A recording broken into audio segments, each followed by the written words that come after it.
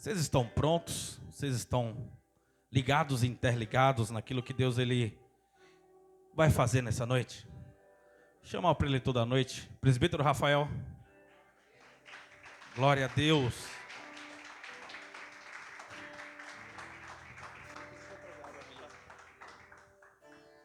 Shalom, igreja. Boa noite. Quem está feliz? Amém. Glória a Deus. Eu estou achando que o pastor já tem o próximo tema da mensagem dele, né? De domingo, falando sobre legado. Hoje na minha empresa, eu fui no departamento, eu falei exatamente essas palavras. Passei por umas situações esses dias e assim, eu sou muito querido por esse departamento da empresa qual eu trabalho. E as pessoas, elas perguntaram, né, como que foi esse período, que foi difícil.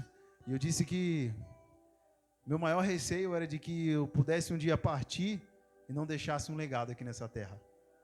Eu falei assim, esse é a minha missão, eu preciso deixar um legado aqui. Vocês precisam se lembrar de mim de alguma maneira, não porque eu tenho um carro assim, ou tenho uma função X nessa empresa, mas preciso deixar um legado a respeito de Cristo para vocês. E eu usei exatamente essas palavras nos dias de hoje, então, hoje, talvez, quem sabe, já não tem uma pregação no forno aí. Amém? Glória a Deus. Aqueles que puderem se colocar de pé, por gentileza.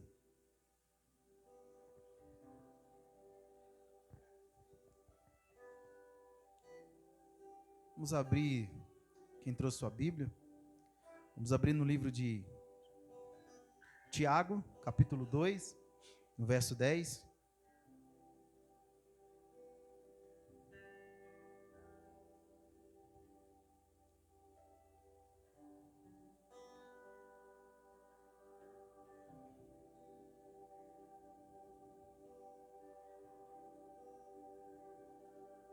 Nos diz, quem achou, diga amém. Glória a Deus. Tiago 2,10 nos diz, porquanto quem obedece a toda a lei, mas tropeça em apenas uma das suas ordenanças, torna-se culpado de quebrá-la integralmente. Amém. Curve sua cabeça. Vamos orar. Pai, nós estamos aqui nessa noite e nós queremos ouvir a Tua palavra, aquilo que o Senhor tem preparado para nós. Deus, eu sei que o Senhor já falou no meu coração, o Senhor já trouxe, Deus, para mim, aquilo que precisa ser entregue, que nesse momento, Deus, todo o reino das trevas venha ser parado agora, Pai. Aqueles pensamentos contrários. A Deus, nesse momento que as pessoas elas possam sentir a Tua presença, todos que estão aqui, possam sentir, Deus, a Tua presença, o Teu manifestar nesse ambiente, Ele é real. Nós sabemos que nosso Jesus, Ele não está pregado no madeiro. Ele venceu a morte. Ele ressuscitou o terceiro dia. E eu creio, Senhor, Jesus, o Senhor está aqui. Pai, nesse momento nós oramos aqui pedindo para que haja mais uma vez, continue a manifestação do Teu poder nesse lugar. Deus, e a palavra nos diz que a porta do inferno não prevaleceria contra a Tua igreja. E nós estamos aqui, Deus, de coração aberto, para ouvir a Tua palavra, Pai. Em nome de Jesus. Amém. Pode se sentar, igreja, em nome de Jesus.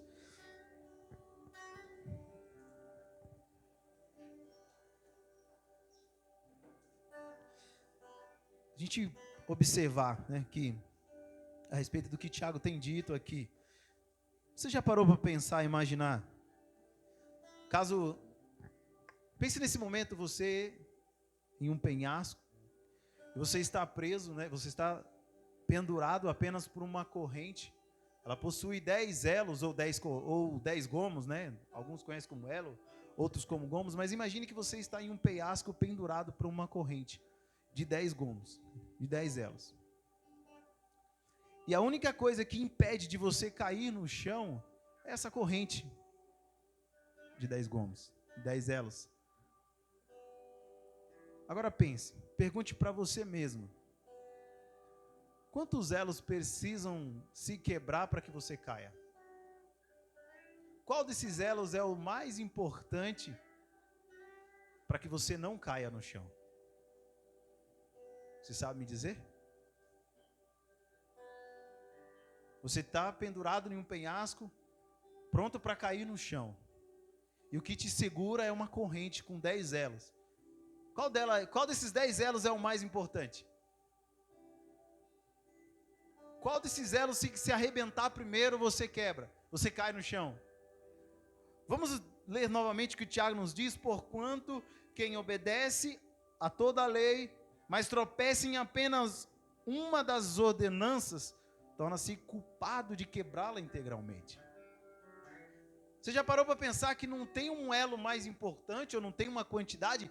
Os elos, eles estão todos interligados, do começo ao fim. E qualquer um deles que se arrebentar, qualquer um deles que quebrar, independente da ordem, se é o primeiro, se é o último, se é o quinto, se é o sétimo, se é o oitavo, qualquer um desses elos que se quebrar, você cai no chão. E o interessante disso é que Tiago ele nos está falando a respeito das leis, a respeito dos 10 mandamentos. E aqui, aquilo vai de encontro com aquilo que nós estamos ouvindo nesses dias. Não existe um elo mais importante, não existe, digamos assim, um mandamento que esse você cumprir, esse se você não cumprir, não tem problema. Então Tiago aqui, ele está nos alertando a respeito da importância do cumprimento de tudo, dizendo que todos são importantes.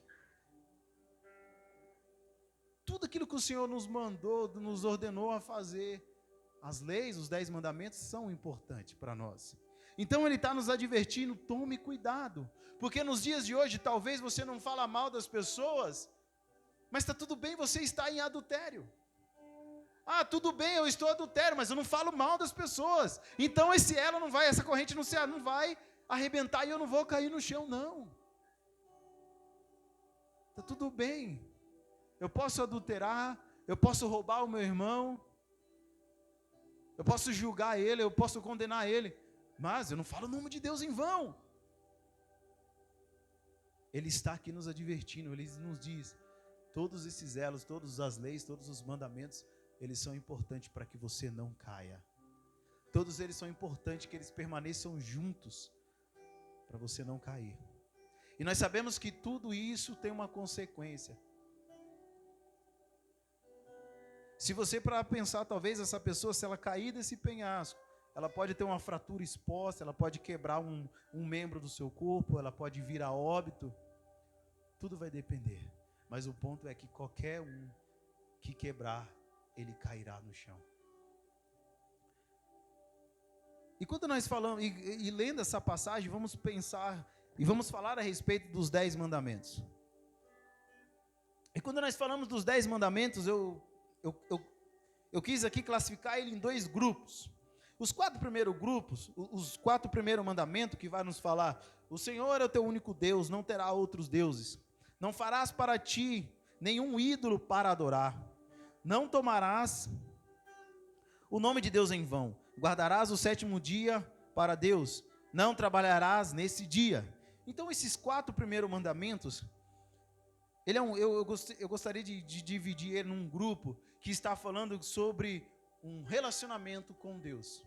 Esses 4 primeiros mandamentos, ele está direcionando, ele está falando de um relacionamento nosso com Deus, porque ele está falando sobre não colocar o nome de Deus em vão, enfim, entre outras coisas. E eu não vou entrar aqui no detalhe hoje a respeito do significado de cada um desses mandamentos, tá bom?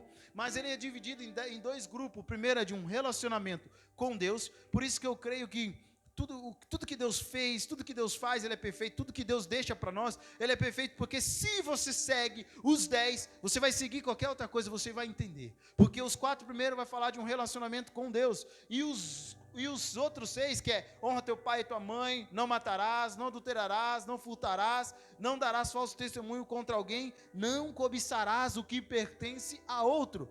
Esse outro grupo, esses outros 6 mandamentos, está falando de um relacionamento com os homens, um relacionamento entre eu e você. Então, quando você entende essa atmosfera, quando você entende esses grupos que está divididos os 10 mandamentos, você não vai cair. Você vai entender que esses 10 elos, eles são importantes. E qualquer um deles que se quebrar, você vai cair.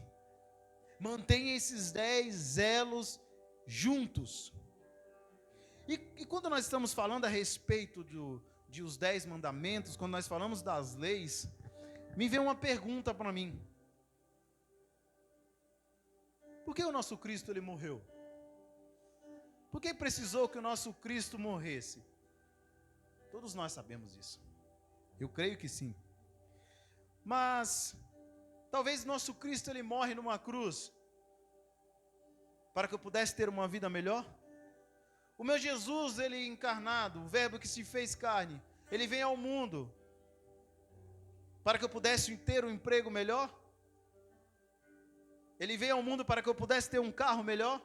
Não estou dizendo que isso é errado, por favor, não me entenda isso, não entenda isso. Mas o meu Jesus, ele veio e precisou ser morto, precisou ser um maldito na cruz, por causa do meu pecado, por causa do seu pecado, por causa do nosso pecado. Então é sobre isso, igreja. O meu Cristo, ele vem, precisou a sua vinda por causa dos meus erros, por causa do meu pecado, por causa do nosso pecado. E nós sabemos, e eu já expliquei outrora em outra pregação, que o pecado nada mais é que você errar o alvo, né? Mas o pecado, ele é o mesmo que você não viver de acordo com os princípios de Deus. A palavra nos diz que todos pecaram. E todos nós temos a tendência, a partir do momento em que nós somos concebidos, porque todos pecaram. Por que todos pecaram? A partir do momento que Eva e Adão, lá no jardim, nós sabemos muito bem essa história, decidem ser desobedientes, a natureza do pecado é como se ela estivesse dentro de nós. Então todos pecaram porque isso já vem de natureza dentro de nós, é como se já estivesse dentro do nosso DNA. A natureza do pecado, ela está junto, ela vem, então nós já estamos tendenciosos a pecar a partir do momento que nós somos concebidos.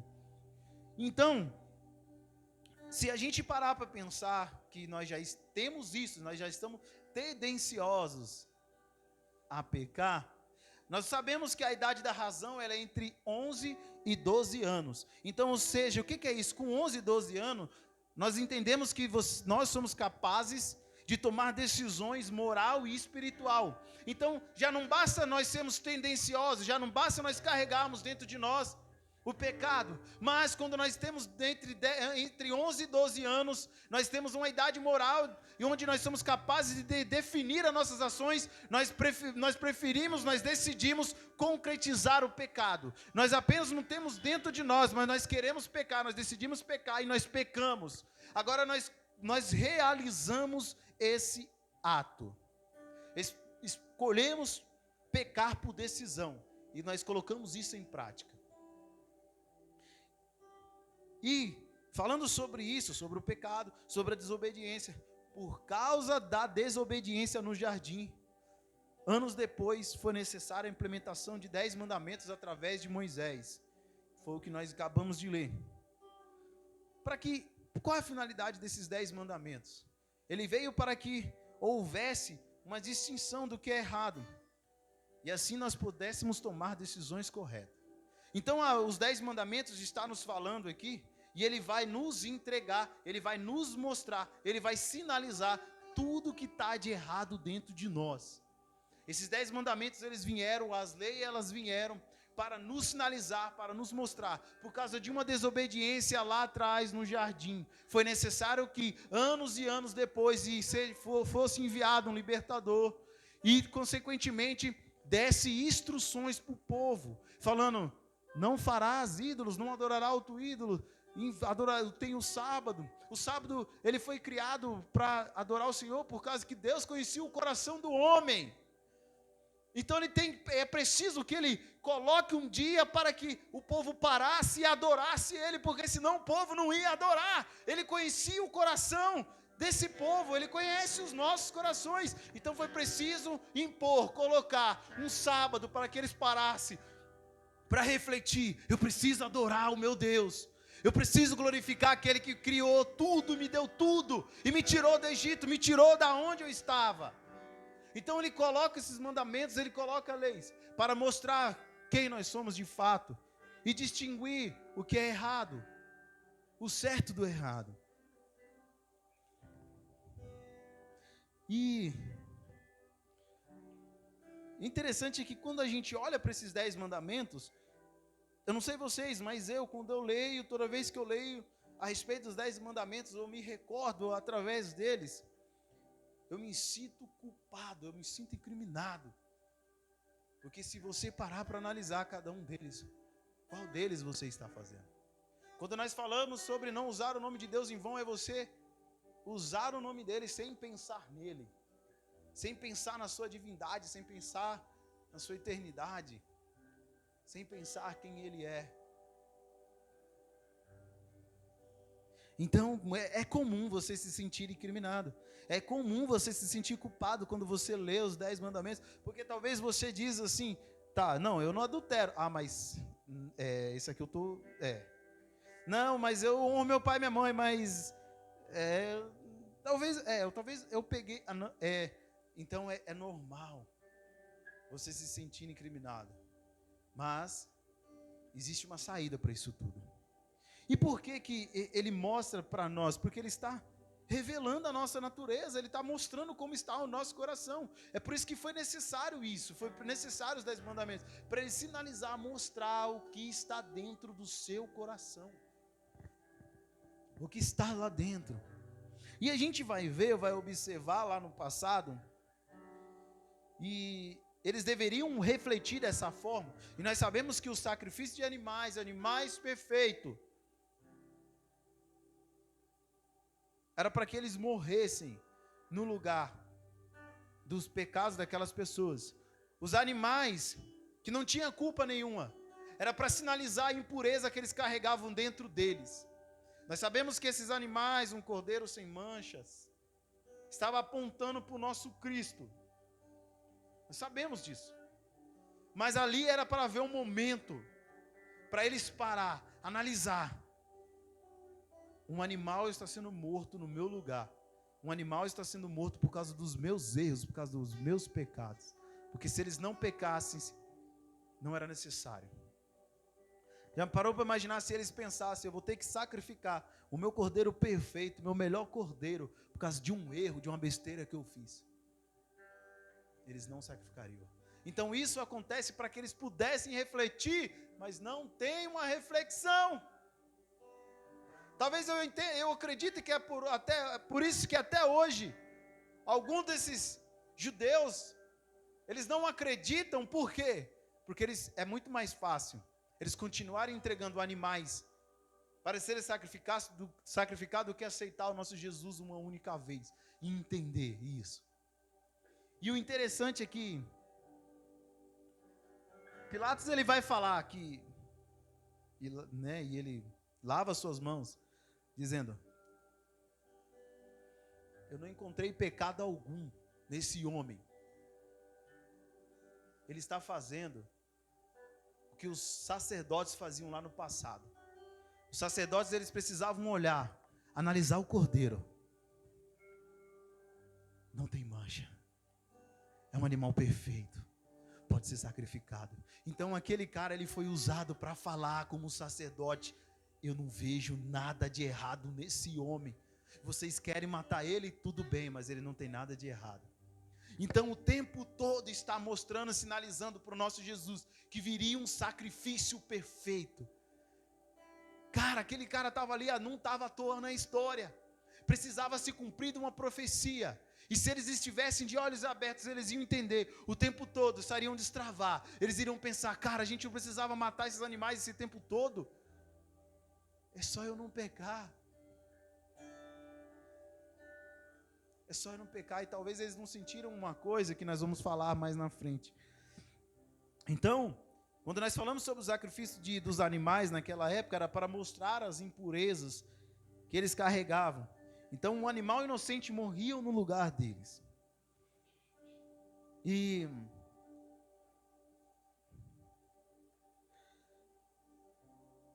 o pecado, ele veio e ele corrompe uma obra-prima original.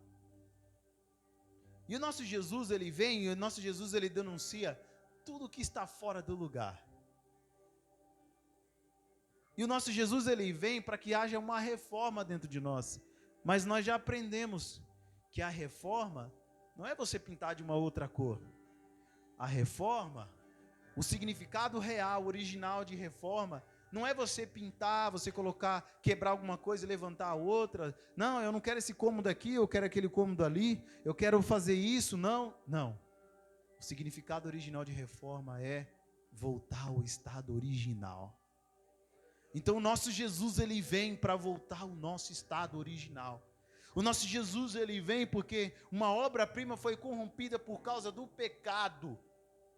O primeiro Adão foi corrompido por causa de uma desobediência. Então nosso Jesus vem, eu vou fazer uma reforma, eu vou voltar ao estado original. Os ensinamentos do nosso Jesus denunciou tudo que estava fora de lugar. É por isso que os fariseus, é por isso que os saduceus, é por isso que os escribas, eles se incomodavam com Jesus, porque Jesus estava denunciando, está errado aqui, está errado ali, eu sou santo, eu estou mostrando para vocês como é que deve ser feito. Eu acho que tem alguém aqui que já está entendendo onde eu quero chegar. Eu tenho certeza que tem alguém que já está entendendo onde eu quero chegar. Então a gente falou sobre pecado. O nosso Jesus, ele vem por causa dos nossos pecados. E hoje em dia isso não é falado nas igrejas. Não é. E eu não estou falando sobre pecado dando, digamos assim, colocando num pedestal, dando maior importância para o pecado, mas foi por causa do pecado que o meu Jesus precisou ser morto naquela cruz. Mas existe uma solução para isso. Nós precisamos entender o motivo do que nós procuramos a Cristo, do porquê nós viemos à igreja. Então, por causa do pecado, mas a gente precisa resolver isso.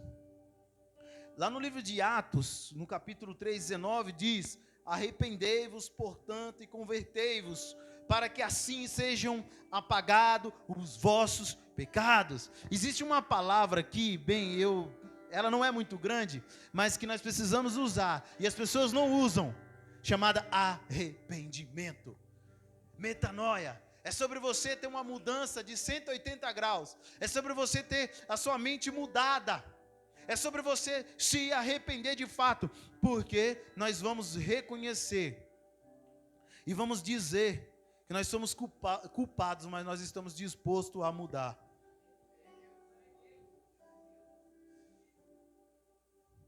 As pessoas, elas estão aceitando a Cristo porque elas acreditam que Jesus vai mudar a sua vida financeira. As pessoas estão aceitando a Cristo porque elas acreditam que Jesus, ele vai mudar um relacionamento, vai mudar uma situação, entre outras coisas. Mas o que você não entende, o que realmente de fato você precisa, é se arrepender.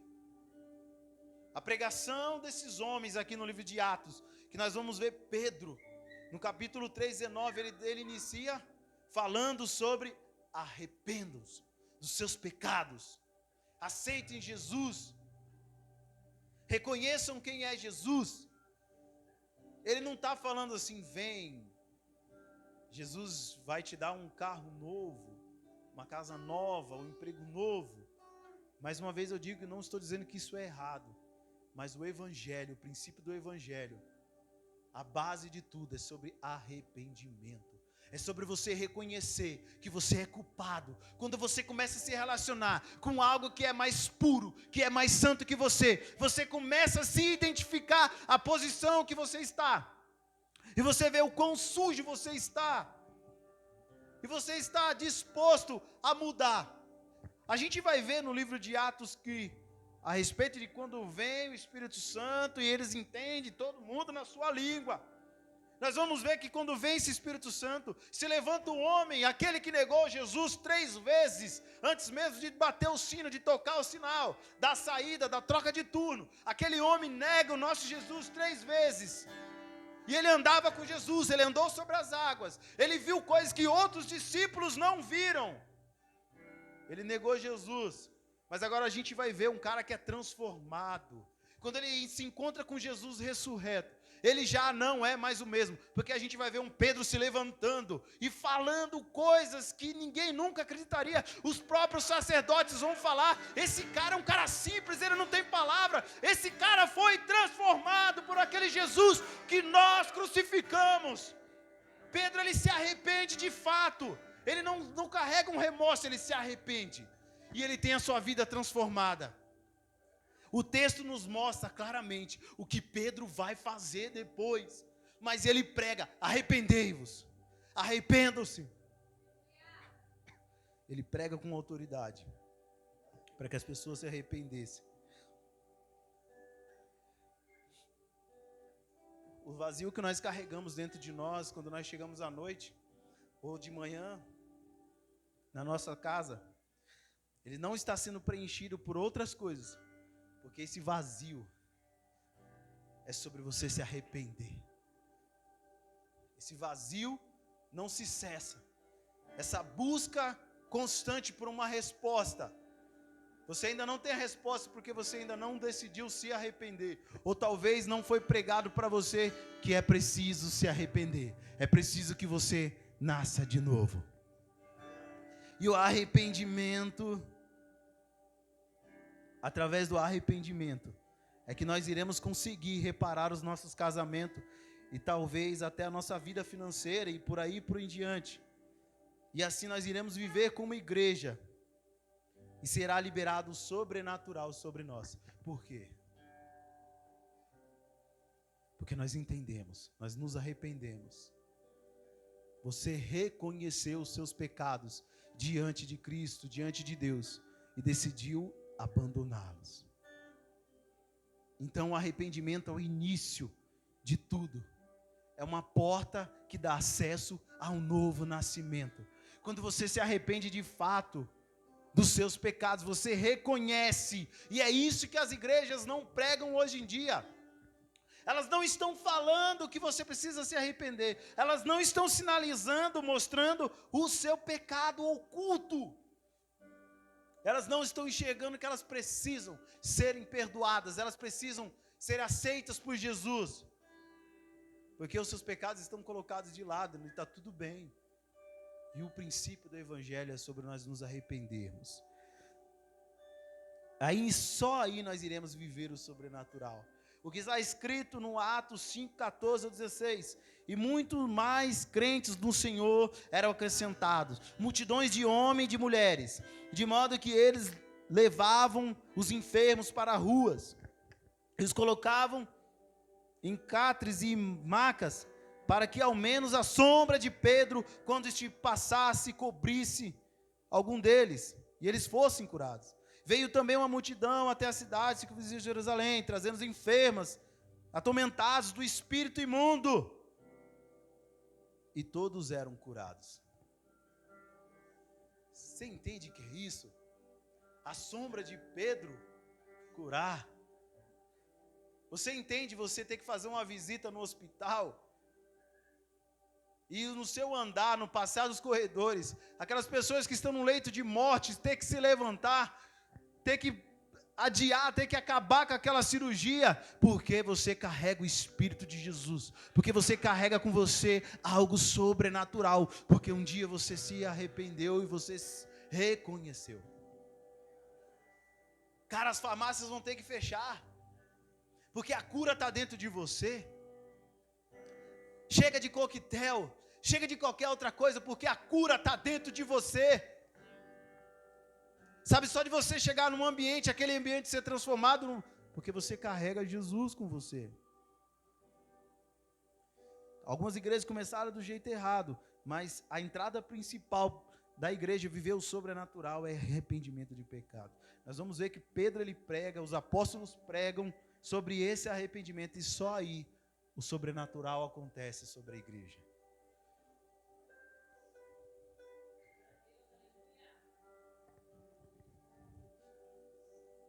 Hoje em dia, as pessoas elas estão romantizando demais o Evangelho e dificultando demais a salvação.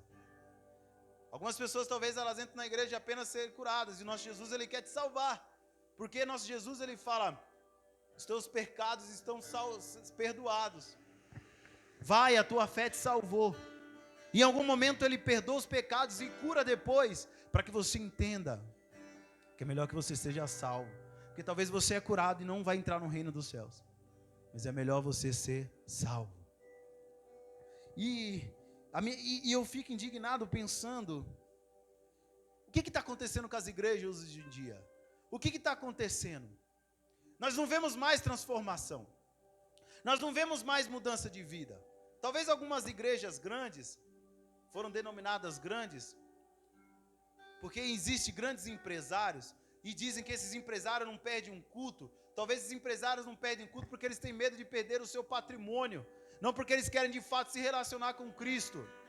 Talvez esses grandes empresários, eles dão uma quantia muito grande na igreja, mas não nasceram de novo, não se arrependeram dos seus pecados, não conheceram a Cristo. Estão cheios de dinheiro, mas vazios do Espírito Santo. Eles possuem fortunas e financiam muitas obras, mas não verão a Deus. Porque essas igrejas decidiram não pregar o arrependimento.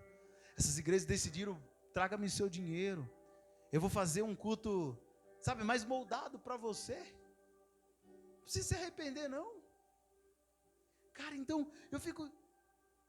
Porque as igrejas, as pessoas não querem mais saber das igrejas, as pessoas não querem mais terem a sua vida transformada, elas não conseguem enxergar. Elas olham para a igreja brasileira e não conseguem ver alguém disposto a pagar um preço, a se colocar na brecha. Assim como fez Pedro para curar as pessoas, transformar a vida de pessoas, elas não conseguem olhar para nós e ver uma diferença. Elas olham para nós e não vê algo diferente, algo novo, uma transformação, um arrependimento. Talvez eles falam, estão em lugares diferentes, e é por isso que nós vamos se posicionar, é por isso que nós vamos nos movimentar. Talvez a nossa maior preocupação é com os eventos, é com as fachadas, sabe? Talvez a nossa maior preocupação é sobre um relógio de marca, é sobre a roupa qual eu estou, e esquecemos de pregar o arrependimento. Eu não estou falando que isso é errado, mas isso está na frente de Deus. Isso tem sido o centro das atenções. Nós, muitas das vezes, talvez, algumas igrejas, elas se preocupam tanto com a mídia, em tirar fotos, em filmar, em mostrar demônios caindo no chão. E algum desses vídeos até mostra eles conversando, de onde tu vem, de onde tu vai. Cristo só nos ensinou, expulsa, não é para você conversar, mas é porque eles querem visualizações, eles querem serem notados. As pessoas não conseguem ver mais arrependimento na igreja.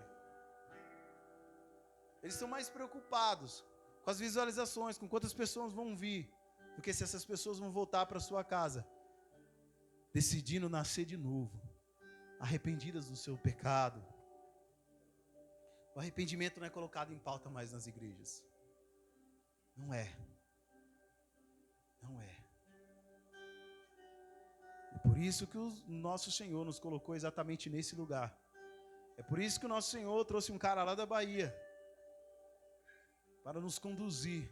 É por isso que Ele queima dentro do coração do nosso pastor sobre uma palavra de arrependimento. É por isso que esses dias eu estava pensando, eu vejo alguns pregadores e eles pregam para diversos públicos de pessoas, mas eles pregam para pessoas que elas permaneçam e não se convertam. Aqui existe uma palavra de arrependimento. Os pastores estão preocupados se você está indo, fluindo, se você está sendo transformado ou não. E glória a Deus por isso. É por isso que você está exatamente aqui. É por isso que eu creio que o nosso Senhor deu a chave da cidade para nós, para que nós pudéssemos despertar essa igreja, para que nós pudéssemos dobrar nossos joelhos e orar por essa cidade, a ponto de dizer, como um dos grandes avivalistas, dizer, me dá a cidade de alumínio, senão eu morrerei, me dá o estado de São Paulo, senão eu morrerei. É você amar, é você pregar o evangelho de arrependimento, e você vai ver se todas as outras coisas não vão fluir, todas as outras coisas vão acontecer, eu tenho certeza. A gente concluir, quando existe o entendimento, você precisa abandonar os seus pecados, quando existe o entendimento sobre arrependimento, agora você vai fluir, porque agora você está preparado para entrar no relacionamento, porque você entende o que é o pecado, você não quer conviver com isso, agora você não tem problema de estar num relacionamento, porque você não vai mais adulterar. Agora você não tem mais problema com isso, porque você nasceu de novo, você entende, você odeia o pecado, e você vai estar disposto a entrar no novo relacionamento, o seu casamento vai fluir. A sua vida financeira vai fluir, porque você não vai se perder por conta do dinheiro. Então entenda que o arrependimento ele é a porta de entrada. Não pense que o arrependimento você vai ficar sem recursos. Muito pelo contrário, porque lá na igreja primitiva, nós vamos ver que pessoas começam a vender o que eles tinham e dividiam com aqueles que não tinham. A igreja crescia em espírito, em graça, em sabedoria e também financeiramente. Arrependa-se hoje. Arrependa-se hoje. Quando você falar de Jesus para uma pessoa, fale para ele, arrependa-se dos seus pecados. Você vai ver o que vai acontecer na sua vida. Glória a Deus. Se levante, vamos ficar de pé, igreja. Vamos nos movimentar.